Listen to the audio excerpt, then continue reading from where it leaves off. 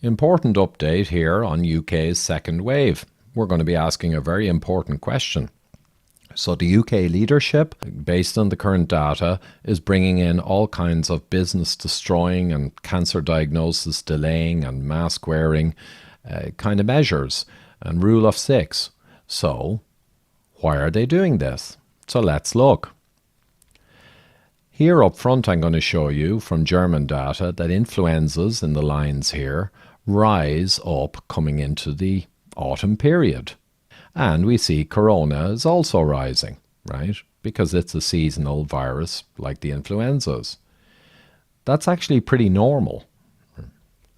And usually we'd keep calm and not panic, especially the British.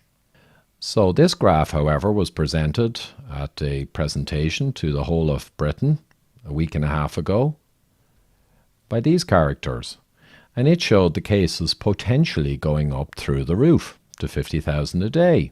The reality, of course, as we knew at the time, was that something like this would happen, and indeed did happen, right? Because this is what the science would say.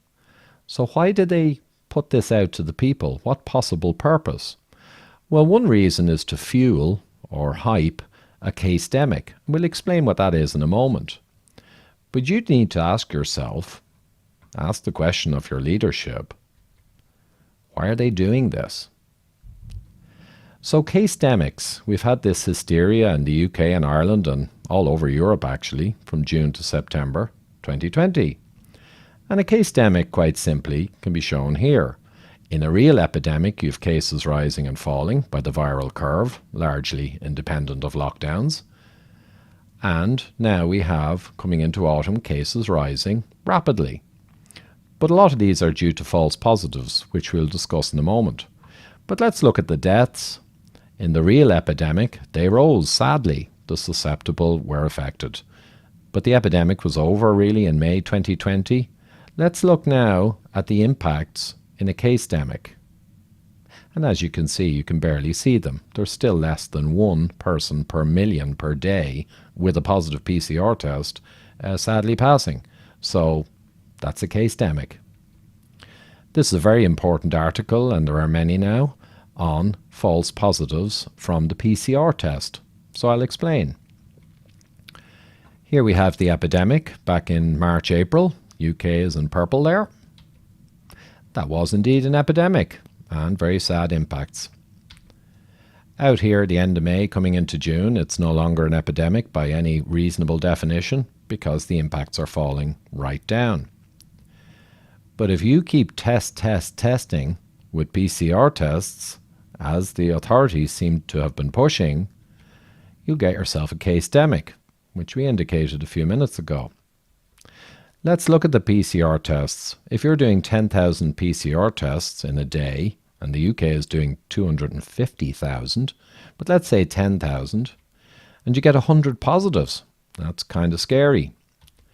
And feed these all in, and you got a case-demic.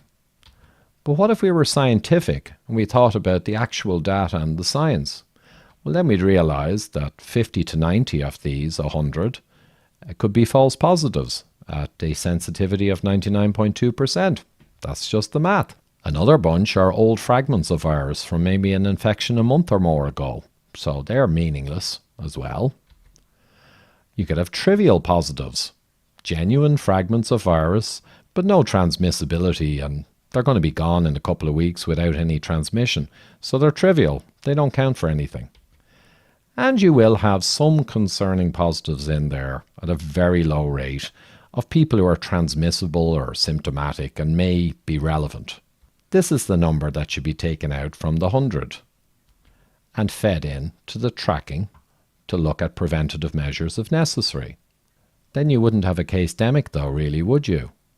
So you got to ask the question of your authorities, because they're using all 100 here inappropriately, why are they doing this? Because of course, according to the science, they should not be doing this. They should be sifting down to the relevance. The Cornwall case-demic, a quick example of a UK nature. Back in June or so, you had everything opening up again after the epidemic. And there was a lot of hysteria in the press because all these photos were being taken and quite clearly people were getting back to normal.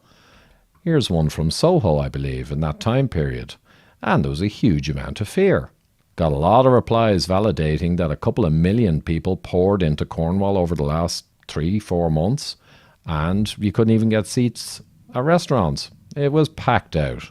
Another interesting thing is 1 in 4 is over 65 in Cornwall, and 1 in 3 are over 65 in Devon. So it's a quite old population, and Devon was packed out too, and Dorset, I believe.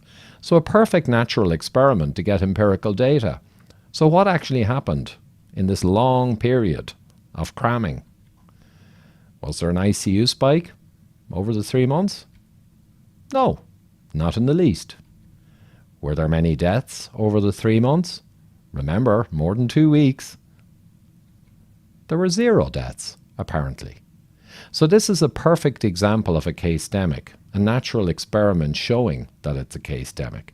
So with this data clear to anyone, you should be asking your authorities, why are they doing this? New lockdowns and masks and all these things. So we'll show now the epidemic again, Ireland, Sweden, UK in blue. There were 12,000 tests done per day back in the actual epidemic in the UK. And now there's around 250,000 a day. That's one huge driver for the case-demic. More than 20 times more testing than April. In terms of cases, there were 700 back here when the tracking started July.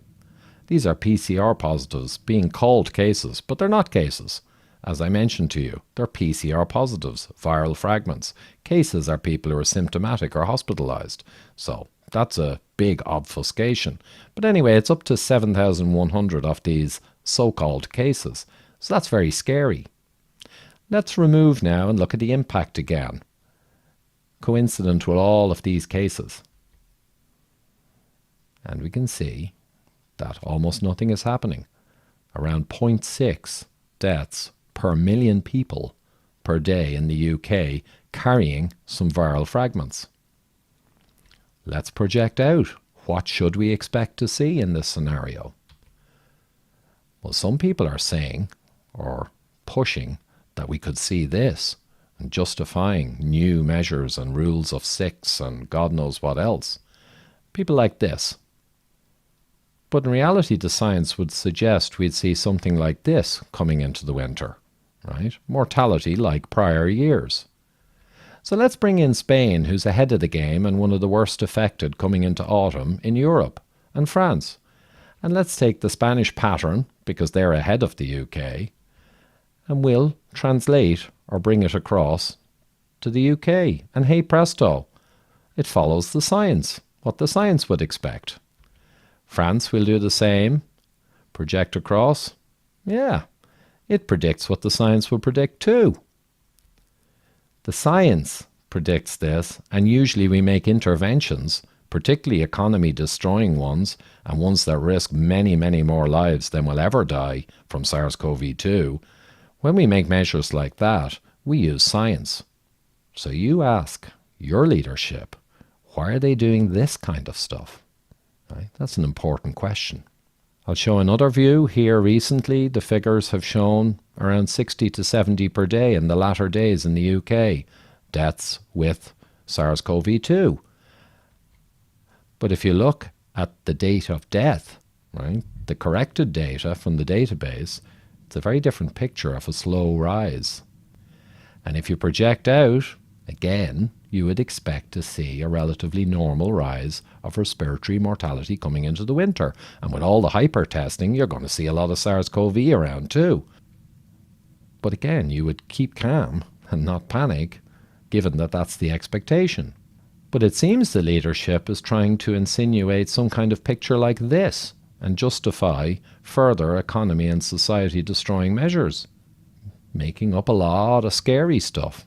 In science, anything could happen, but you plan and you implement cost-benefit checked measures based on what the science says, not the scary way out there stuff. So again, you got to ask your leadership, Why are they doing this? I'm going to show you now very interesting data from Ollie Shepherd, sent this on to me. And we can see here, looking at week 1 to week 38, encompassing the epidemic period, the blue or purpley colour is SARS-CoV-2. And indeed, sadly, it caused a lot of mortality in the susceptible.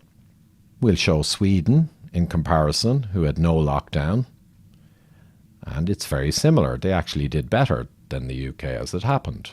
The epidemic was over around here by any sane person standards, week 27, so we'll remember that date. And we'll go and look at the graph of all respiratory mortality in the UK from the database, right, excluding COVID. And again, this is the purple. So we don't have the COVID spike here, we've taken it out. So the purple here is lower than the 5 previous years for the last few months. So we'll add back in COVID from when the epidemic was over. We'll add back in the COVID to see the total respiratory mortality and compare with the last 5 years. Up until this point, today. Wow, this is what we see. It's indistinguishable from the prior 5 years. But hold on a minute, we've been doing suppression measures like never before in history for all of this 4 months. How on earth can the respiratory mortality overall be the same as the prior years and not in the least be affected by all of these economy and society undermining measures? That's a huge question, and I think I know the answer, and many of you do too, that these measures are not really impacting any real-world outcomes. If we project out here, we see that we can expect a rise in mortality due to respiratory. Absolutely, as per prior years. And that would be normal. Sad as it is for the aged or the comorbid who are affected most, that would be actually normal. So we need to watch like a hawk and see if something untoward happens or if this is what we see. And again, you got to be asking your leadership, why are they doing this stuff with lockdowns and measures, given what is screaming at us from the actual data? So we'll finish with UK and Sweden again, because Sweden are the world leaders in epidemic management. They've clearly proven that. And we'll look at one last scenario. Sweden, CNN visited Stockholm, the epicenter, on May the 6th, right in their epidemic. And they videoed people getting their hair cut. The schools up to age 16 were all open, no masks.